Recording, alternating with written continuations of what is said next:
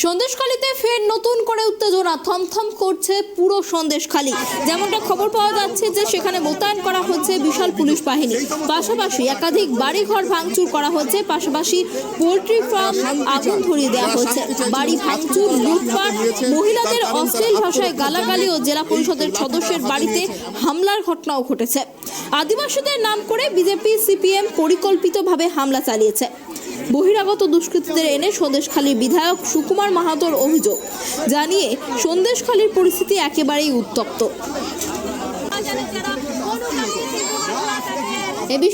এই বিষয়ে আরো বিস্তারিত কথা বলবো, আমাদের সঙ্গে রয়েছে আমাদের প্রতিনিধি সিরাজুল। দেখো, যেমনটা জানা যাচ্ছে সন্দেশখালীতে আবারও ফের নতুন করে উত্তেজনা, বিস্তারিত কি জানা যাচ্ছে? দেখুন, আগে কালকে কিন্তু বিকেল বেলায় একটা তৃণমূলের একটা প্রতিবাদ মিছিল ছিল, যেটা নিয়ে যে রাজ্যের এই কেন্দ্রের বঞ্চনা নিয়ে তারা কিন্তু প্রতিবাদ মিছিল বার করেছে। প্রতিবাদ মিছিলের উপরে কিন্তু চড়া হয় বিজেপির আদিবাসী সম্প্রদায়ের মানুষ এবং বিজেপি নেতৃত্ব, তারা কিন্তু বাস লাঠি নিয়ে তাদের উপরে অ্যাটাক করে এবং হামলা চালায়। পাশাপাশি তৃণমূলের যে 10 জনের তৃণমূলের কর্মী সমর্থকরা তারা কিন্তু আহত হয়েছেন। পাশাপাশি কিন্তু নদী ঝাঁপ দিতে দেখা গেছে, তারা পালিয়ে পথ পাচ্ছে না। সন্দেশখালী থেকে নদী পারের ব্যাপার, নদী পার হয়ে তারা কিন্তু বিশেষ করে 7-8টা অঞ্চলের মানুষ কিন্তু তারা কালকে মিছিলে যোগ দিয়েছিলেন। সেই মিছিলে ফিরে যোগ দেওয়ার পরে কিন্তু বিজেপি যখন অ্যাটাক করে তারা কিন্তু দৌড়ে পালানোর চেষ্টা করে এবং নদী পার হয়ে যাওয়ার চেষ্টা করে। সেই দিকে কিন্তু অ্যাটাক হয়ে যায় তৃণমূল কর্মী।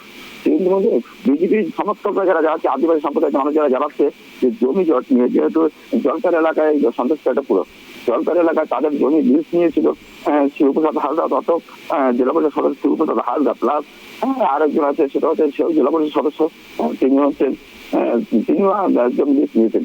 এই এলাকাবাসীর দাবি যে তারা লিচের টাকা দিচ্ছে না, দীর্ঘদিন ধরে তারা কিন্তু ঝুলিয়ে যাচ্ছে, লিচের টাকা দিচ্ছে না। এই নিয়ে কিন্তু তাদেরকে জমি ফেরত চাইছে, কিন্তু জমিও ফেরত দিচ্ছে না। এই নিয়ে কিন্তু ক্ষোভে বিক্ষোভে ফেটে পড়ে এলাকার মানুষ। সেই পাশাপাশি সেই ক্ষোভে বিক্ষোভের জেরে কিন্তু কালকে যেহেতু তৃণমূলের মিছিল ছিল, সেই মিছিলের উপর কিন্তু সেই রাগের থেকে চড়া অ্যাটাক করে।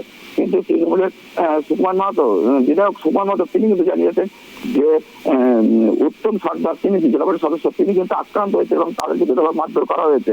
পাশাপাশি উত্তম সর্দার কিন্তু তিনি কিন্তু আদিবাসী সম্প্রদায়ের ছেলে। তাহলে আদিবাসী সম্প্রদায়ের ছেলের উপরে কেন চড়াও হবে? নিশ্চয়ের মধ্যে রাজনৈতিক চক্রান্তকে বিজেপিরা উস্কে দিচ্ছে, এমনটা কিন্তু জানিয়েছেন যে বিধায়ক সুকুমার মাহাতো, তৃণমূলের বিধায়ক। এমনটা কিন্তু শুরু হচ্ছে। আজ কিন্তু ফের আদিবাসীরা কিন্তু সেই 3 দর্শন মোড়ে কিন্তু আবার বিক্ষোভে নামেন এবং বিক্ষোভ প্রতিবাদ শুরু করেছে। শিবপ্রসাদ হাজরা এবং উত্তম সর্দারকে ইতিমধ্যে গ্রেপ্তার করতে হয়েছে। এই গ্রেপ্তারের দাবিতে তারা কিন্তু আরো বিক্ষোভ দেখাচ্ছে এই সন্দেশখালীতে 3 দর্শন মোড়ে। এখন তারা থানায় কিন্তু বসে পড়েছে, বিক্ষোভ দেখাচ্ছেন। তাছাড়া কিন্তু এখানে মোতায়েন করা হচ্ছে বিশাল পুলিশ বাহিনী, সমস্তটা কিন্তু এরিয়া ঘিরে ফেলেছে পুলিশ মোতায়েন নিয়ে। রণন্যা, অনেক ধন্যবাদ সিরাজুল আমাদের সঙ্গে থাকার জন্য। সন্দেশখালীতে ফের নতুন করে উত্তেজনা, সন্দেশখালীতে মোতায়েন করা হচ্ছে বিশাল পুলিশ বাহিনী এবং পুরো এলাকা বর্তমানে থমথমে পরিস্থিতি। একাধিক বাড়িঘর ভাঙচুর করা হচ্ছে, পোল্ট্রি ফার্মে আগুন ধরিয়ে দেওয়া হচ্ছে, পাশাপাশি বাড়ি ভাঙচুর, লুটপাট, মহিলাদের অশালীন ভাষায় গালাগালি এবং জেলা পরিষদের সদস্যের বাড়িতে হামলার ঘটনাও সামনে এসেছে।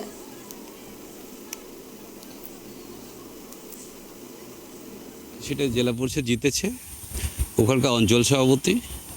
এখন ওখানে উত্তম সর্দার আদিবাসী এবং আমি যতটুকু শুনেছি যে হয়তো 8-10 জন আদিবাসী পরিবার হয়তো টাকা পায়নি, লিস্ট টাকা পায়নি। জমি দখল এইসব কথা সম্পূর্ণ ফালতু কথা, কারণ মানুষ তারা স্বেচ্ছায় দিয়েছে ফিশারি করতে। এখন লিস্ট টাকা যেভাবে হোক, ব্যবসায় লস হোক লাভ হোক জানি না, সে দিতে পারেনি। এখন আদিবাসীর নাম করে কিছু টিআরপি বাড়ানোর জন্য কিছু মিডিয়া এটা প্রচার করছে। এখানে যারা কালকে যেসব দুষ্কৃতী ছিল, যেসব মানুষ ওই ঘটনায় জড়িত ছিল, সন্দেশখালী সিসিটিভি ক্যামেরা আছে সমস্ত জায়গায়। সেই ফুটেজগুলো দেখলেই বোঝা যাবে কারা ছিল ওখানে, কারা প্রকৃত প্রথম সারির নেতৃত্ব দিয়েছে, যারা বিজেপির প্ররোচনায় এই কাজটা করেছে। সেই সমস্ত কিছু দুষ্কৃতীকে চিহ্নিত করুক পুলিশ প্রশাসন, দেখবেন এই কাদের দ্বারা এই মুভটা হয়েছে বোঝা যাবে। এখানে পরিকল্পিত বিজেপি সিপিএমের একটা পরিকল্পিত আক্রমণ।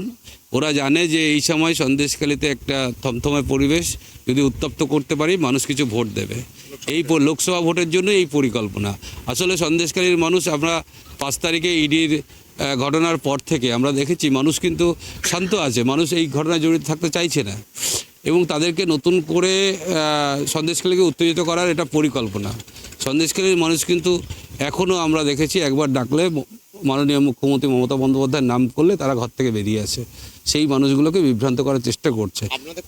যেটা খবর আছে 15 থেকে 20 জন জখম হয়েছে এবং উত্তম সর্দার এবং আরেকটি ছেলে মারাত্মক জখম হয়েছে। কালকের তাদেরকে হাসপাতালেও নিয়ে যেতে দেয়নি এবং পুলিশ তাদের নিজের তদারকিতে তাদেরকে চিকিৎসা করিয়েছে এবং কিছু তৃণমূল কংগ্রেসের বাড়ি ভাঙচুর হয়েছে, যেখানে বাড়ির থেকে লুটপাট হয়েছে। তাদের বাড়িতে কিছু মহিলাদের নানা অশ্লীল ভাষায় বা বিভিন্নভাবে তাদেরকে উত্তপ্ত করেছে। সঙ্গে সঙ্গে যারা তৃণমূল কংগ্রেস করে সেই সমস্ত বাড়িতে ঢুকে ঢুকে তাদের উপর মারধর করেছে।